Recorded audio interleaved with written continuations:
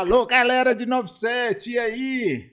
Nós estamos aproveitando essa data aqui de 21 de fevereiro para trazer o nosso companheiro Zari, que é um profundo conhecedor aí da nossa história militar, principalmente aí os nossos pracinhas, nossos combatentes da FEB, que às vezes a gente esquece dos nossos heróis que combateram, lutaram contra o nazismo, contra o fascismo e fica esquecido. Ninguém lembra dos heróis da pátria.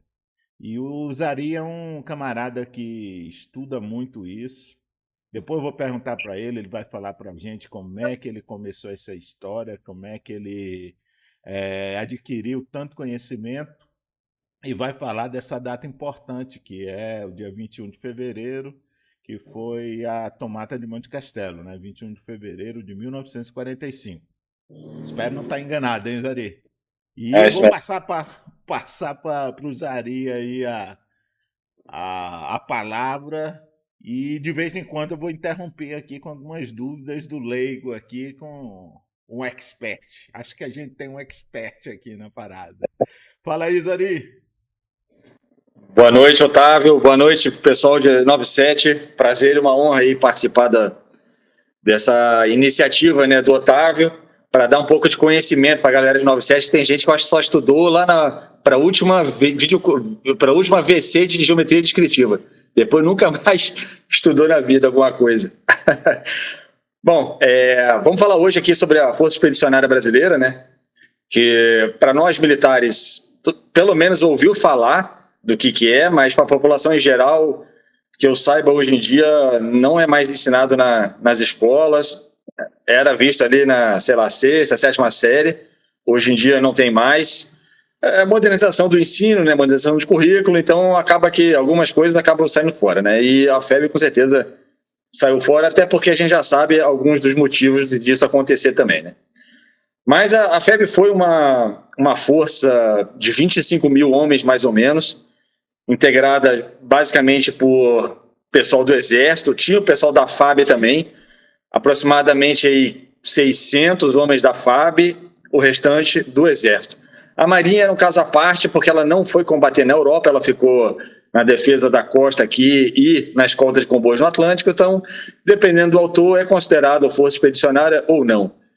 Mas foi um feito bem grande para a época, né? Estávamos ali nos anos... O Brasil declarou guerra em 1942, em agosto de 42.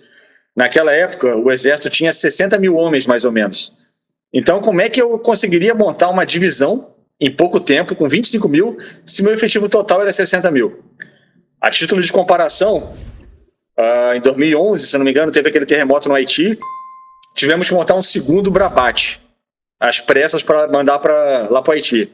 E foi difícil conseguir completar todos os claros lá, não foi fácil, usando todo o Exército, e o Exército agora tem mais de 200 mil.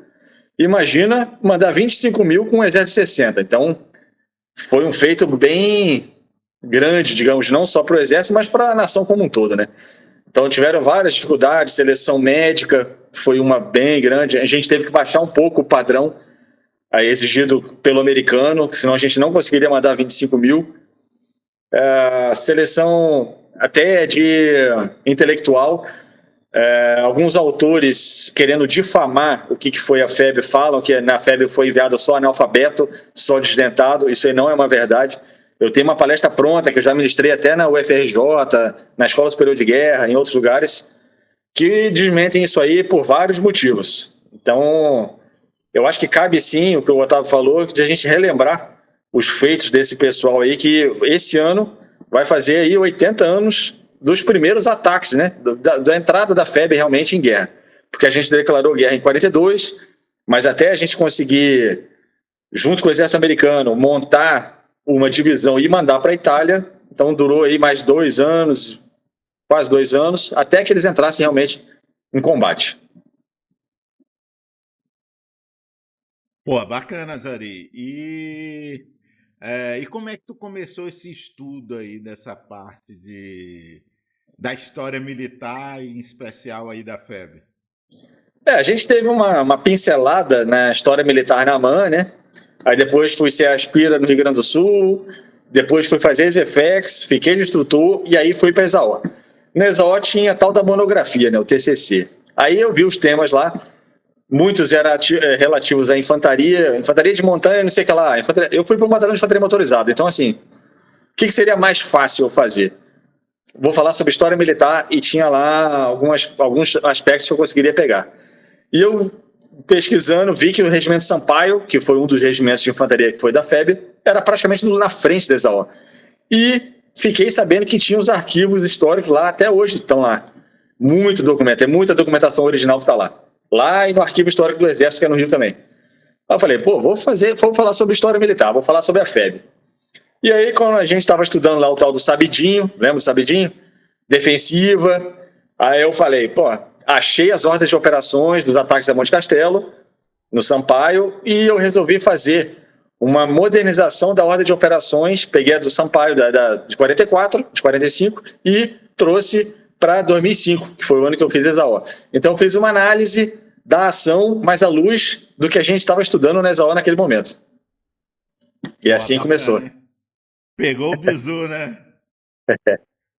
E o interessante é que, como tu falou aí da ESAO, lá a gente não via muito esses assuntos. A gente teve alguma coisa ali na academia militar, mas a história mesmo desses heróis, né, que foram para a guerra é meio esquecida até por nós mesmos militares.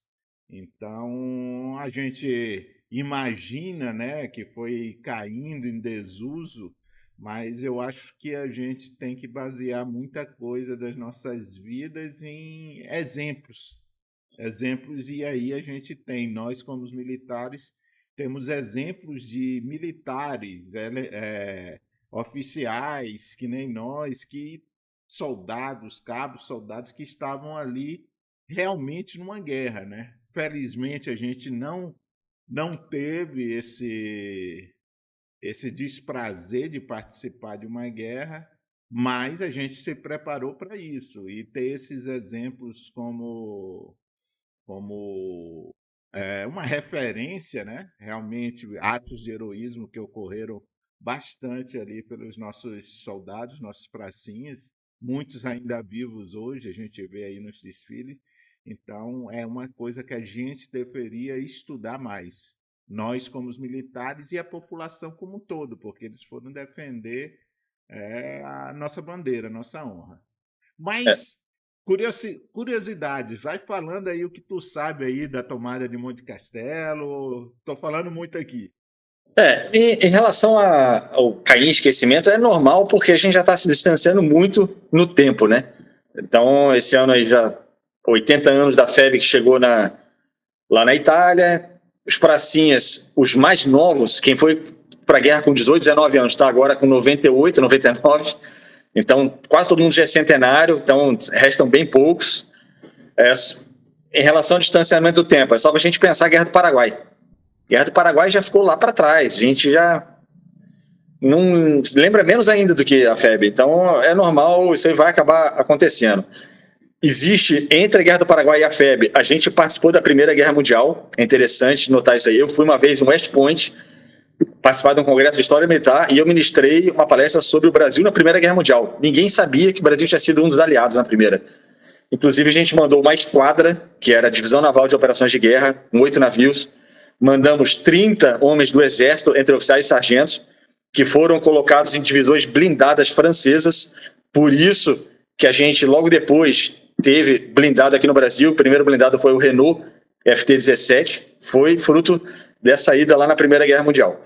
Mandamos também 13 pilotos, na época não existia a Força Aérea, só foi criada em 41, então eram 8 pilotos da Marinha e 5 do Exército. Foram combater, eles foram incluídos na RAF, que na época se chamava Royal Flying Corps, não era RAF, né? RAF foi só depois. Então a gente teve piloto, teve marinheiro e teve pessoal de terra combatendo na Primeira Guerra Mundial. Isso aí praticamente é nulo o conhecimento. Mas em relação à entrada do Brasil na guerra, na época a gente vivia, né, Getúlio Vargas, que era, digamos, totalitário, ele pendia. A gente tinha relação militar muito com a Alemanha, a gente comprava armamento. Em 1908, a gente comprou 400 mil fuzis Mauser, imagina, 1908. Hoje em dia, a gente não consegue comprar nada desse tamanho, imagina em 1908. Compramos 400 mil entre fuzis, trouxemos a pistola Luger, compramos 5 mil. O Exército Brasileiro usou pistola Luger entre 1910 e 1937. Canhões Krupp, então a gente usou diversos tipos de armamento alemão. Isso aí acabava aproximando, né, o Brasil da Alemanha, na parte militar pelo menos. Existia a missão indígena, que era o pessoal do exército que era mandado para a Alemanha, ficava estudando lá durante 2 anos, era uma missão rotativa. E existia um debate entre trazer qual missão militar para cá para dar uma modernizada no exército ali nos 1900 e pouquinho, a alemã ou a francesa. E aí essa discussão foi até 1914, quando eclodiu a Primeira Guerra Mundial. E aí o exército parou. Beleza, vamos esperar ver o que vai acontecer lá na Europa. Achava-se inicialmente que seria uma guerra rápida, que acabaria no Natal de 14, seria uma guerra que acabaria com todas as outras, e acabou que estendeu, foi até 1918, final de 18, a gente acabou tendo que entrar também em 17, e quando acabou a guerra a gente resolveu escolher a missão militar francesa, já que eles ganharam, né? Então, a missão militar francesa veio em 1919 para cá e ficou até 1940. Então, a gente ficou 21 anos aí aprendendo com os franceses. Não é que a gente tenha aprendido errado, mas é que o alemão, na década de 30, ele fez várias invenções, entre elas a tática da Blitzkrieg, que é a guerra relâmpago, que utiliza aviação junto com blindado, junto com a infantaria avançando, e isso aí o francês não estava preparado. E o francês estava, digamos, acomodado por causa da linha Maginot. Eles achavam que seria intransponível, ou seja, deixa os alemães fazendo o que eles quiserem lá, que eles não vão passar. E acabou que o alemão foi pelas Ardenas, subiu, Bélgica, e entrou na França pelo norte, e em 6 semanas conquistou Paris. Aí a gente aqui no Brasil, caramba, ficamos 21 anos aprendendo com os caras duraram 6 semanas lá. E agora, o que a gente faz? Inclusive, o general Gamelin era o chefe da missão militar francesa aqui, ele foi chamado às pressas para ser o chefe da defesa da França. Então, como é que a gente ficou, né? E agora? Então a gente teve que reaproximar com os americanos e Getúlio Vargas pescou isso aí. Porra, esse momento eu não posso ficar do lado da Alemanha. Os americanos começaram a pressionar, Roosevelt veio aqui no Nordeste e falou, quero usar as bases de Natal, que é Parnamirim, né? Usar o Recife, Parnamirim, usar Fernando Noronha, quero usar Belém, quero usar aquelas bases todas lá que acabou ficando sendo conhecido como o trampolim da vitória. Porque naquele momento o norte da África ainda era alemão. E não tinha como mandar meios via aérea direto dos Estados Unidos para a Europa, tinha que passar pela África. E para a África, como estava tomada, então tinha que vir para a América do Sul para ir para a África. E acabou que assim a gente, por meio de negociações, a gente acabou entrando na guerra, né? E aí, em troca, a gente teve a Companhia Siderúrgica Nacional, lá em Volta Redonda, e entre outras coisas. E foi negociar também como que se armaria essa divisão de exército. Teria que ser equipamento novo, metralhadora, blindado, avião, porque o que a gente tinha aqui era da década de 30, não serviria para combater os alemães. Então, acabou que, agosto de 42, nós declaramos guerra, começou-se o treinamento e mandou-se tropa. E aí, aqui no Brasil tinha uma anedota, né, que seria mais fácil uma cobra fumar do que o Brasil mandar tropa para a guerra, né? E acabou que, então, em 44, junho de 44, embarcou o primeiro navio, 5 mil homens mais ou menos, e a cobra, então, fumou. Nesse tempo todo aí de tentar mandar a gente para lá, os Estados Unidos pegou o Walt Disney para desenhar o Zé Carioca. E aí surge esse personagem do Walt Disney surgiu ali, na Segunda Guerra Mundial. É um desenho que se chama Los Três Amigos. Era um brasileiro, um argentino e um mexicano. O americano ele queria puxar os 3 para o lado dele. E aí o Zé Carioca era o nosso. E também o Walt Disney acabou desenhando uma cobra fumando, que é esse símbolo aqui. Uma cobra com um cachimbo, soltando fumaça, o capacete M1, os revólver na mão, os Smith Wesson, e a cobra fumou e a gente acabou indo para a guerra, então. Chegando lá na Itália, Nosso treinamento foi deficitário, a gente não tinha aqui o armamento foi entregue na maioria lá na Itália, aqui a gente recebeu, mas bem pouco, era tipo aquelas instruções que a gente tinha na mão, um canhão e 50 caras em volta. Não vai aprender assim, né? Tem que meter a mão, tem que atirar, tem que fazer... E acabou que isso aconteceu só lá na Itália.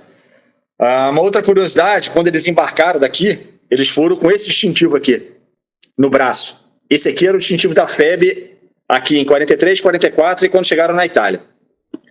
E aí lá a gente ficou subordinado ao 5º Exército de Campanha americano. Quem fez ESAO lembra muito bem aqui que é o 5º Exército. Tudo era do 5º Exército. Mas o que é isso aí? Era o Exército General Mark Clark. Então a FEB era uma das divisões desse 5º Exército de Campanha, que tinha esse símbolo aqui. Isso aqui era do norte da África, que antes de ir para a Itália ele estava no norte da África. Então vejo que isso aqui é um minarete. E o A5 é o 5th Army, né? Então a gente ficou subordinado a eles lá na Itália.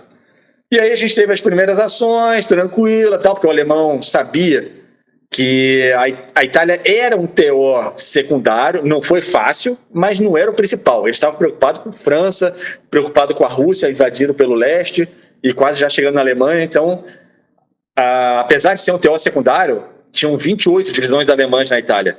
Então, contra mais ou menos 30 aliadas. Então o combate ali foi bem 1 contra 1, foi difícil. Além do que tinha as montanhas, né, os montes Apeninos.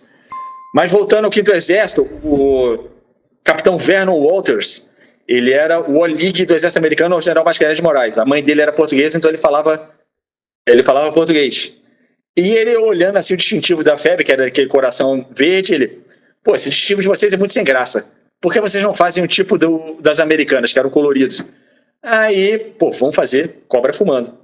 E aí o tenente-coronel Sena Campos, que era da artilharia, ele pediu para um sargento da seção dele, que era o sargento Ayrton, alguma coisa, agora não me lembro, para desenhar o distintivo da cobra fumando. E aí surgiu esse distintivo, que é o que é conhecido da FEB. Então, as fotos da FEB, a partir de janeiro de 45, a gente começa a ver soldados usando esse distintivo já. As fotos todas de 44 não tem, só tem o coração do Brasil. E então eles tiveram essas primeiras vitórias relativamente tranquilas, até que se depararam com o Monte Castelo. O Monte Castelo sozinho não é grande coisa. Ele é 977 metros de altura, tanto é que ele foi conquistado na segunda vez, só que os brasileiros chegaram e tiveram que sair. Por quê? A gente lembra do conceito de comandamento. O que é o comandamento? Tu ter visão acima de quem está, e tu bater por fogo. Então os caras chegaram no Monte Castelo e em volta deles tinha um monte de maiores. Gorgolesco, Della Torrácia e o Belvedere. Então eles chegaram em cima do Monte Castelo e começaram a tomar tiro de todos os outros lados. Tiveram que descer de novo. Então esses primeiros ataques, o primeiro especificamente teve planejamento americano, a gente foi só uma parte da execução, o segundo já foi meio a meio, a partir do terceiro já foi tudo nosso. Só que manteve sem o americano atacar, a gente não tinha condições, não, pelo tamanho da frente, de atacar essas outras cotas também, não dava. Então tinha que o americano entrar no rolo. Acabou que isso aconteceu só em fevereiro de 45. Eu tive a oportunidade de ir lá, eu fui umas 3 vezes lá já. Uma delas eu subi em novembro, que foram durante os primeiros ataques, que já estava esfriando, já tinha tido chuva, não tinha neve ainda, mas já tinha tido chuva. E eu subi o Monte Castelo por uma das encostas do ataque, eu sem mochila, sem estar tomando tiro, sem pisar em mina, sem carregar fuzil, já escorreguei, pô, já foi um sanha, imagina com isso tudo lá. Então realmente foi difícil. Então, dependendo do autor que tu considera, são 4 ou 5 ataques, porque teve 2 ataques que foram dias seguidos e foi no mesmo planejamento. Então, varia. Mas o último ataque foi o 4º ou 5º, 21 de fevereiro de 45, finalmente conquistamos. Grande diferença, os americanos começaram a atacar as cotas atrás em 19 de fevereiro. Então, quando a FEB chegou, os americanos já estavam chegando lá também. E eles botaram a 10ª divisão de montanha, essa aqui, ó. Esquiadores. Essa divisão estava desde 1942 treinando no Alasca e pegaram somente esquiadores, caçadores, quem andava já na neve, pessoal que já atirava. Então era uma divisão altamente especializada. e serviu para o que ela foi destinada, né? Então ela atacou as montanhas, teve muita baixa, mas os caras partiram para cima dos alemães, porque é muito mais fácil tu estar defendendo, né? Até tem autor que fala, quando a febre chegou na Itália, só tinha alemão de 60 anos e de 15. Se tu pega um cara de 60 anos e mete uma metralhadora na mão dele com munição a rodo, ele vai passar fogo em todo mundo que estiver subindo, não interessa isso aí. Então quem está defendendo, se tiver ali a posição fortificada, vai continuar ali. Então, finalmente, 21 de fevereiro de 45, conseguiram lá subir. Santa Pua também atuou no mesmo dia, no mesmo momento, fazendo aqueles voos rasantes, lançando bomba incendiária, inclusive.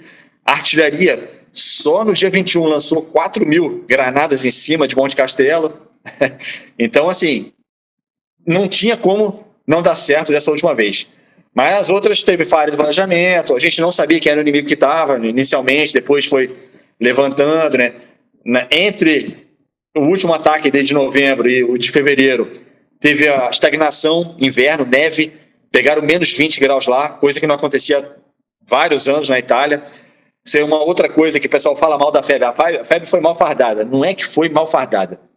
É que, primeiro, a gente não tinha expertise de fazer roupa para vir menos 20. No Brasil, lugar nenhum faz. Ainda mais naquela época. E outra, não esperava que ia ter menos 20. O normal é fazer 0, menos 5, que a nossa roupa daria. Então, o que aconteceu? O americano teve que fornecer roupa lá durante a campanha, a partir de dezembro. E aí tem autor que fala, o brasileiro era maltrapilho, o americano que vestiu o brasileiro. São meias verdades, depende de como é que se fala o negócio, né? Mas falando em coisa americana, esse aqui é um capacete de aço M1, usamos na AMAN. Tudo bem que o que a gente usou na AMAN provavelmente já era da época do Vietnã, não era esse aqui. Mas é bem parecido, capacete de aço, embaixo tem capacete de fibra. Deixa eu ver se dá para tirar aqui. Eu lembro desses capacetes aí. O de fibra é esse aqui, esse aqui é o de fibra. Fibra e esse aqui é aço, a gente usou muito. Eu só fui ver capacete de Kevlar quando eu cheguei na tropa, em 98. Então... E esse aqui é um capacete que foi produzido pelos americanos em 41 para a Segunda Guerra Mundial. Era outro modelo, não tinha nada a ver com esse aqui. Era um modelo tipo inglês, que tinha uma aba assim. Então a gente foi equipado pelo americano, não tem jeito. Se a gente entrar na guerra agora, como aliado, se a gente tivesse ido para o Iraque, em 91, né, eu ia ter que pegar o equipamento com eles de novo, não tem jeito. Os caras estão estado da arte, eles estão lá na frente. A gente tenta acompanhar algumas coisas, mas não dá. E antes da gente usar isso aqui, a gente tinha os capacetes franceses da Primeira Guerra Mundial, esse aqui, de artilharia.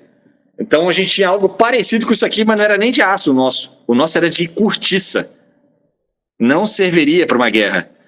Esse aqui é francês de Primeira Guerra. Então a gente evoluiu muito enviando tropa para a Segunda Guerra Mundial. Outra coisa que a gente teve que correr muito atrás, conhecimento. Manuais, esse manual aqui é de 1942, tradução de emergência, manual americano. Inclusive a gente copiou os mesmos nomes.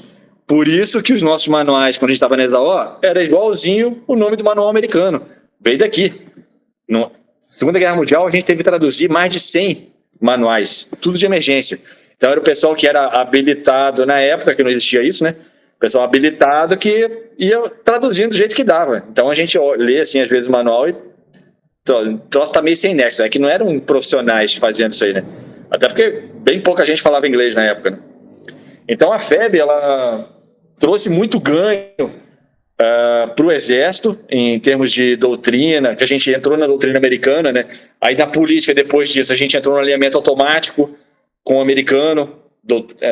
A gente foi ali até os anos 60, 70, com esse alinhamento automático americano. Depois a gente foi para a OEA, né? Aquela missão na República Dominicana, foi por causa desse alinhamento automático. Começamos aí para missões da ONU, a gente foi para Suez, de 57 a 67, então tivemos 20 contingentes em Suez. Então a gente acabou que entrou no mapa. Até lá a gente não estava. O que a gente tinha tido de evento grande aqui era a Guerra do Paraguai. Tudo bem que foi um evento grande, mas restrito à América do Sul. Foi nós, Argentina e Uruguai contra o Paraguai. O resto do mundo praticamente não sabe sobre isso aí. Aí com a FEB, Primeira Guerra Mundial, como eu falei, nem o Brasil sabe, imagina os outros, também não sabe. Com a FEB a gente começou a entrar no mapa.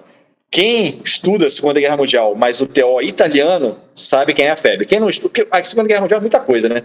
6 anos, vários TO, então assim, muita gente não sabe também o que foi a FEB. Porque a FEB foi uma divisão. Imagina, só os americanos mandaram 100 para a Europa, fora Teatro do Pacífico. Então, assim, era uma agulha no palheiro. Mas quem estuda o TO italiano sabe que foi a FEB. E a FEB, ela trouxe, digamos, ensinamentos não só para o Brasil, até para os Estados Unidos. Assim que a FEB voltou, teve um desfile e uma foto do desfile foi parar no New York Times, bem na capa. Por que que os brasileiros misturam brancos e negros e lá dá certo e a gente não pode fazer isso aqui? Por que que eu digo isso? Existiam divisões, na Itália tinha uma só, que era 92, que era divisão, nos livros de história está escrito, divisão de pretos. De soldado a capitão eram negros, major para cima só brancos. Então eles tinham bem essa divisão racial que começou a desmontar, pelo menos no exército, a partir disso aí. Então a FEB ela não trouxe só ensinamentos militares para cá, mas em outros campos do poder também, inclusive para fora, né? Como foi o caso desse aí do racial, cultural pro-americano, né? E Zari, aproveitando um pouco aí do teu conhecimento, tu sabe assim, algum livro que a gente consiga fácil na Amazon, assim, não esteja escondido nessas bibliotecas, talvez até na Bibliex tenha, que a gente possa ler sobre a FEB. A gente tem vários da Segunda Guerra, né? Eu até tenho um lá. Uma vez eu emprestei para o Melgaço, também dou uma lida, mas da FEB específico. Quais os livros aí tu aconselha para gente? Ó, um que é relativamente novo, ele é de 2010, por aí. Barbudos, Sujos e Fatigados. Do autor é César Campiani. É um professor, ele foi até professor de ECM por uns 2, 3 anos, mas ele é civil, doutor em História. Esse livro, ele conta bem como é que é a vida dos soldados de infantaria no fronte. Porque existem vários livros da FEB, são, sei lá, mais de 200. Mais um fala de enfermeira, um outro fala de como é que eram os passeios em Florença. Agora, o que é mais legal, que é a vida do soldado de infantaria, que ficou ali na toca, tomou tiro, granada de artilharia, estilo Band of Brothers, barbudos, sujos e fatigados. Esse aí é o mais bacana que tem. E tem a venda aí, tem na Livraria Cultura e outras aí. Fala galera, tranquilo?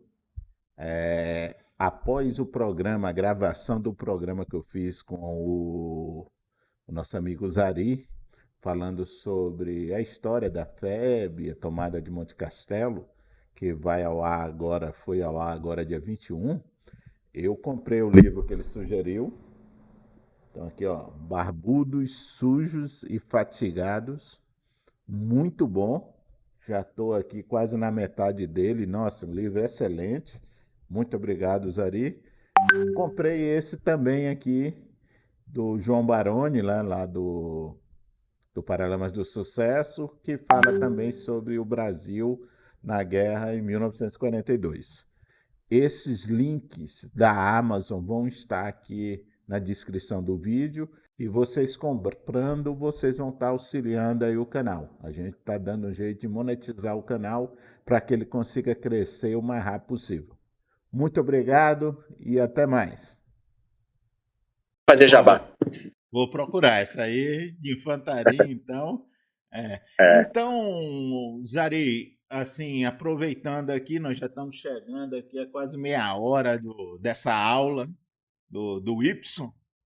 Quem vai gostar é o nosso amigo Enilton. Então, agradecer o Zari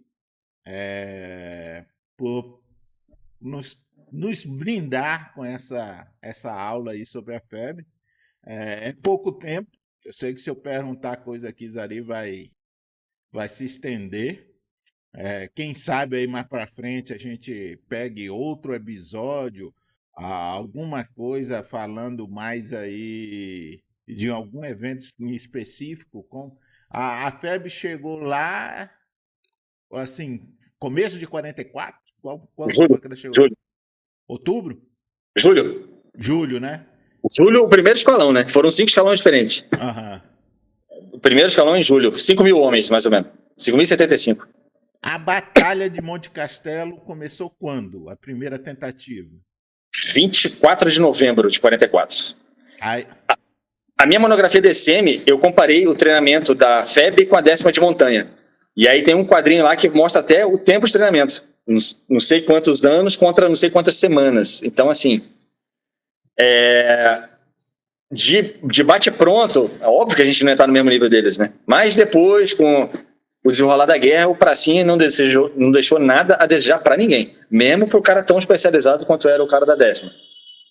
então, isso é bom que mostra aí também a capacidade do nosso soldado e o quanto esses camaradas foram heróis realmente.